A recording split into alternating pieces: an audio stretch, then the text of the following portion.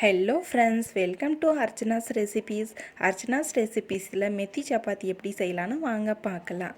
அதுக்கு ஒரு மிக்ஸி ஜாரில் 3 பச்சை மிளகாய் எடுத்திருக்கேன், 6 துண்டு இஞ்சி சின்ன சின்னதாக கட் பண்ணி எடுத்திருக்கேன், 4 பல் பூண்டை இது மாதிரி உளிச்சு நான் சேர்த்துக்கிறேன், 1 டேபிள் ஸ்பூன் அளவு சீரகத்தை சேர்த்துக்கிறேன்.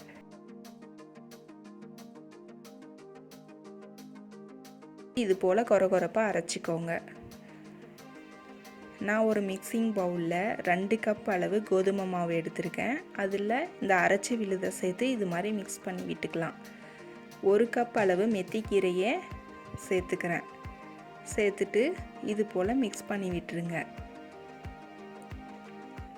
இது கூடவே 1 டேபிள் ஸ்பூன் அளவு வெள்ளை எள் நான் சேர்த்துக்க போகிறேன். சேர்த்துட்டு இதையும் மிக்ஸ் பண்ணிக்கோங்க.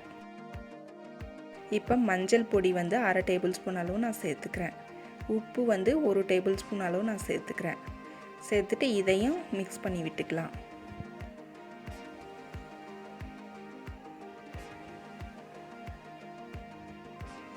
தயிர் 3/4 கப் அளவு நான் சேர்த்துக்கிறேன். தயிர் சேர்த்தா மாவு ரொம்ப சாஃப்டாக இருக்கும், சப்பாத்தி நமக்கு சாஃப்டாக இருக்கும். அதுக்காக தான் தயிர் சேர்க்குறது. இப்போ தண்ணி சேர்த்து நம்ம நல்லா மாவை இது மாதிரி பிசைஞ்சிக்கலாம். இது கூடவே 1/2 டேபிள் ஸ்பூன் அளவு சில்லி பவுடர் சேர்த்துக்கலாம்.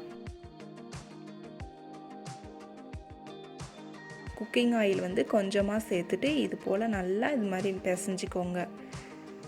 பாருங்கள், இது மாவு நல்லா ரெடி ஆயிருச்சு. நமக்கு இது காயாமல் இருக்கிறதுக்காக மேலே 1 டேபிள் ஸ்பூன் அளவு ஆயில் போட்டுக்கலாம். போட்டுட்டு இதை லைட்டாக இது மாதிரி உருட்டி விட்டுக்கோங்க, எல்லா பக்கம் எண்ணெய் படுற மாதிரி. இப்போ சப்பாத்தி கட்டையில் எந்த அளவுக்கு சைஸ் தேவையோ அந்த அளவுக்கு நம்ம எடுத்துட்டு நல்லா விரிச்சிக்கலாம் மாவை.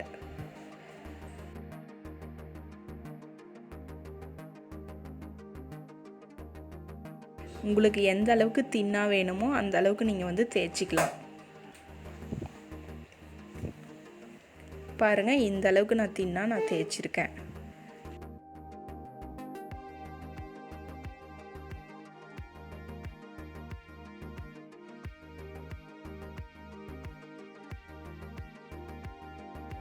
தவா சூடாயிருச்சு, அதில் நான் எண்ணெய் சேர்த்துக்கிறேன். சப்பாத்தியை அதில் போட்டுக்கிறேன். போட்டுட்டு நல்லா 2 பக்கம் திருப்பி விட்டு வேக வச்சு எடுத்துக்கலாம்.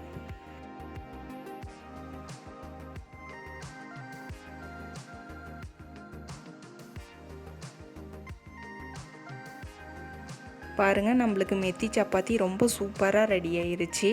கண்டிப்பாக ட்ரை பண்ணுங்கள். என்னுடைய வீடியோ பிடிச்சிருந்தா லைக் பண்ணுங்கள், சப்ஸ்கிரைப் பண்ணுங்கள், மறக்காமல் ஷேர் பண்ணுங்கள்.